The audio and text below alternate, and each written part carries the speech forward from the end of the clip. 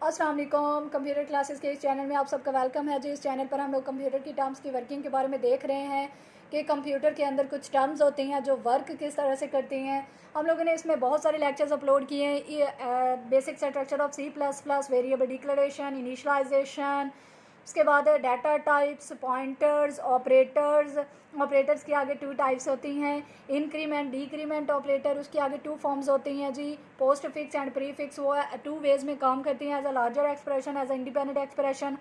उसके बाद हम लोगों ने इसको प्रोग्राम्स के थ्रू भी करके देखा। टाइप कास्टिंग क्या होती है, टाइप कास्टिंग के आगे 2 टाइप्स होती हैं, एक्सप्लिसिट और इम्प्लिसिट। उसमें से हम लोगों ने एक्सप्लिसिट टाइप कास्टिंग का प्रोग्राम भी करके देखा। उसके बाद if statement, if else statement, multiple if else, nested if और loop, while loop, do while loop, for loop, nested loop. इसके बारे में हम लोगों ने सिंटैक्स फ्लो चार्ट के थ्रू भी समझा और प्रोग्राम्स भी करके देखे। अब हम लोगों ने सेकेंड ईयर की IT सीरीज़ की बुक से स्टार्ट किया हुआ है जी, अरेज वाला चैप्टर, जिसमें आज हम लोगों ने डिस्कस करना है जी अरे इनिशियलाइजेशन क्या होती है।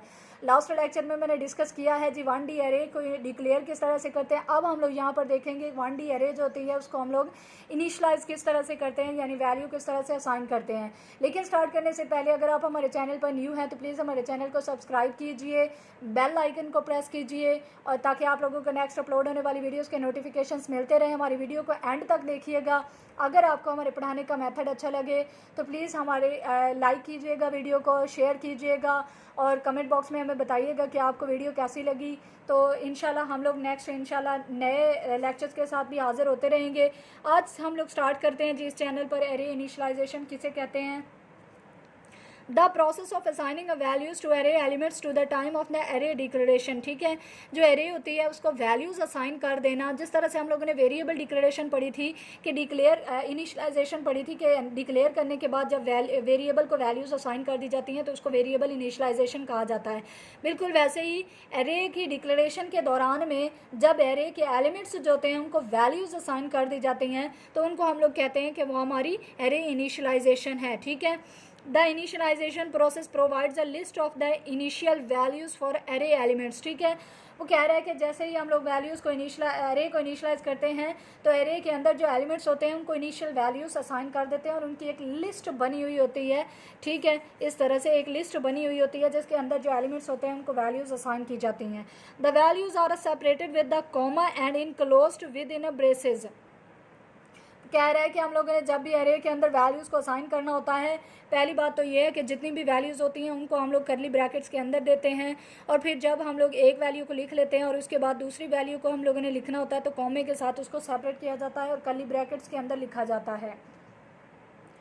उसके बाद with their must be at least 1 initial value between a braces. वो कह रहा है कि अगर आप लोगों ने बाकी वैल्यूज़ जो हैं उनको 0 से इनिशियलाइज़ करवाना ही है ना, लेकिन आप लोगों ने फर्स्ट वैल्यू जो है वो उसको इनिशियल वैल्यू तो देनी ही देनी है। बाकी आप लोग चाहे जितनी भी खाली रख लो लेकिन इनिशियल वैल्यू उसके पास होनी चाहिए।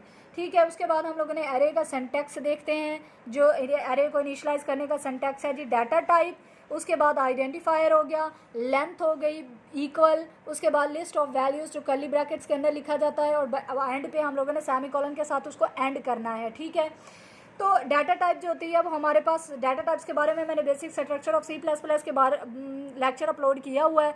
अगर आप लोगों को डाटा टाइप्स के बारे में नहीं पता कि C++ के अंदर कौन सी डाटा टाइप्स यूज़ होती हैं तो आप मेरा वो लेक्चर देख सकते हैं। डाटा टाइप यहाँ पर लिखते हैं जैसे कि आपकी इंट हो गई, उसके बाद आपकी फ्लोट हो गई, जो भी आप लोगों ने लेना होता है। आइडेंटिफायर आप लोगों के होते हैं जी वेरिएबल नेम, ठीक है, या फिर एक्सप्रेशन जो भी आप लोगों ने यहाँ पर लिखने होते हैं। वेरिएबल नेम n हो गया, a होगी, b होगी, x हो गया, y हो गया, आप लोग अपनी मर्ज़ी से वेरिएबल नेम रख सकते हो। उसके बाद यहाँ पर आप लोगों ने लेंथ देनी होती है।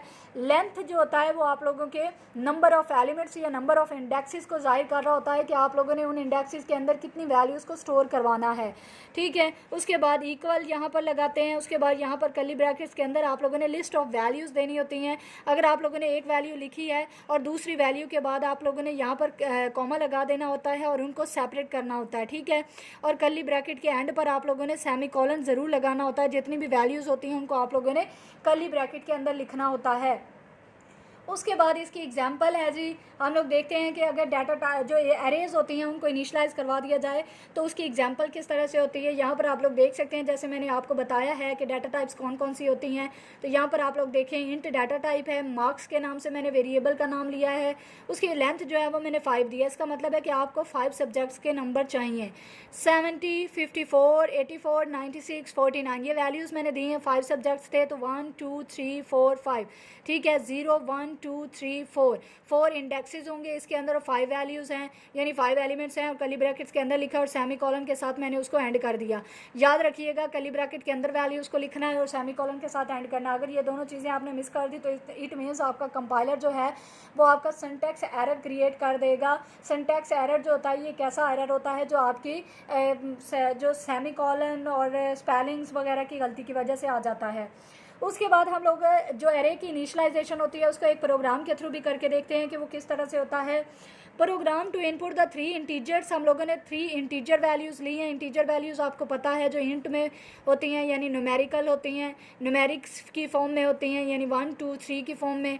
And then store them in an array, ठीक है। वो कह रहा है कि आपने यूज़र से रन टाइम पर 3 वैल्यूज़ लेनी है और फिर उन वैल्यूज़ के अंदर जो एलिमेंट्स हैं उन वैल्यूज़ को आप लोगों ने एरे के अंदर स्टोर करवा देना है। तो स्टार्ट करते हैं जी। Hash include iostream.h, hash include conio.h and void main, ठीक है। ये बेसिक होता है जो स्टार्टिंग ऑफ प्रोग्राम, इसके बारे में मैंने लेक्चर अपलोड किया हुआ है। अगर आप लोगों को स्टार्टिंग ऑफ प्रोग्राम की समझ नहीं आई तो आप मेरा वो लेक्चर देख सकते हैं, जिसमें मैंने डिटेल से बताया हुआ है कि इंक्लूड क्या होता है, iostream क्या होता है, conio क्या होता है, उसके बाद हैश क्या होता है। हैश हमारा स्टार्टिंग पॉइंट, इंक्लूड हमारा होता है जी प्री प्रोसेसर डायरेक्टिव, iostream हमारे पास होती है जी हेडर फाइल, उसके बाद conio भी हमारे पास हेडर फाइल होती है और .h extension of header file होती है।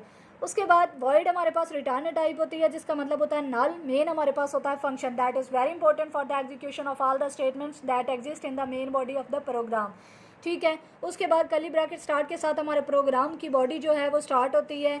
यहाँ पर आप लोग देखें कि इंट एरे जो है जिसके अंदर मैंने वैल्यूज़ को स्टोर करवाना है उसका मैंने शॉर्ट फॉर्म में एरे कर लिया है, ठीक है। अगर आप लोग चाहें तो आप लोग अपनी मर्ज़ी से पूरे स्पेलिंग भी दे सकते हैं, सिर्फ ए भी रख सकते हैं, कैपिटल ए की सूरत में भी रख सकते हैं।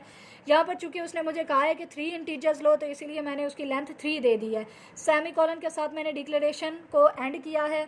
यहाँ पर आप लोग देखें कि मैंने यूज़र से रन टाइम पर चूँकि वैल्यूज़ लेनी है इसीलिए उसका तरीका मैंने पहले भी बताया हुआ। अब यहाँ पर देख लें कि सी आउट एंटर 3 इंटीजर्स, ठीक है। ये डबल कोट्स के अंदर लिखा हुआ है तो ये एज इट इज़ आप लोगों का प्रिंट हो जाएगा, एंटर 3 इंटीजर्स। जैसे ही आप लोगों की स्क्रीन पर आएगा आप लोगों को पता चल जाएगा कि आपने कितने इंटीजर्स की वैल्यूज़ को देना है। यहाँ पर आप लोग देखें जब डबल कोट्स में है इसीलिए स्क्रीन पर शो होगा सी इन एरे ऑफ 0, ठीक है। अब एक एरे है उसका जो 0 इंडेक्स है उस पर जो वैल्यू स्टोर होगी वो हमारे पास है जी, मैं रख लेती हूँ 40। उसके बाद जो 1 इंडेक्स है उस पर स्टोर होगी जो वैल्यू आप लोगों की 30, और उसके बाद जो 2 इंडेक्स है, ये 2 इंडेक्स है तो यहाँ पर हमारी वैल्यू जो है वो स्टोर होगी 50। अपनी मर्ज़ी से आप लोग वैल्यूज़ को एंटर कर सकते हो।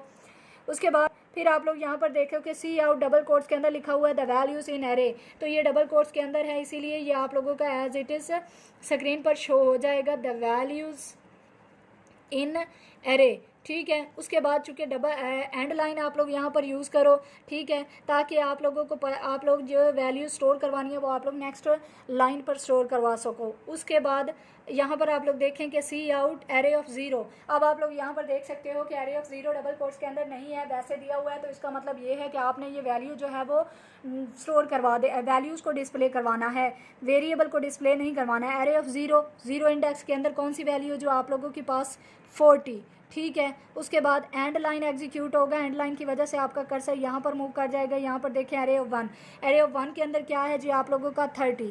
उसके बाद एंड लाइन एग्जीक्यूट होगी, इसकी वजह से कर्सर नेक्स्ट लाइन पर मूव कर जाएगा। यहाँ पर देखें एरे ऑफ 2, ठीक है। एरे ऑफ 2 के अंदर आप लोगों का यानी सेकेंड इंडेक्स के अंदर आप लोगों की वैल्यू पड़ी हुई है जी 50, ठीक है। उसके बाद नेक्स्ट स्टेटमेंट की तरफ हमारा कंट्रोलर जो है कंपाइलर मूव कर जाएगा, जो कि है गेट एक ऐसा फंक्शन होता है जो आउटपुट होता है ना प्रोग्राम का, उसको आपकी स्क्रीन पर जितनी देर आप चाहें रखने के लिए यूज़ होता है। कर्ली ब्रैकेट एंड के साथ आपका प्रोग्राम एंड होता है। ये था आज का हमारा लेक्चर, जिसमें हम लोगों ने देखा कि one dimensional array that is the type of the array, उसको किस तरह से इनिशलाइज करवाया जाता है, उसको हम लोगों ने सिंटैक्स देखा, सिंटैक्स को एक एग्जाम्पल करके देखा, फिर उसका उस सिंटैक्स को, उस एग्जाम्पल को हम लोगों ने एक प्रोग्राम के थ्रू भी करके देखा। आई होप कि आप लोगों को initialisation of the 1D array का ये टॉपिक समझ में आया होगा। अगर आप हमारे चैनल पर न्यू हैं तो प्लीज़ हमारे चैनल को सब्सक्राइब कीजिए, बेल आइकन को प्रेस कीजिए, ताकि नेक्स्ट अपलोड होने वाली वीडियोस के नोटिफिकेशंस आपको रिसीव होते रहें। हमारी वीडियो अगर आपको अच्छी लगी हो, पढ़ाने का मेथड अच्छा लगा हो, तो प्लीज़ हमारी वीडियो को लाइक कीजिए, शेयर कीजिए। नेक्स्ट इंशाल्लाह हम लोग 2D एरे के एक लेक्चर के साथ हाजिर होंगे। तब तक के लिए अपना बहुत सारा ख्याल रखिए। अल्लाह हाफिज़।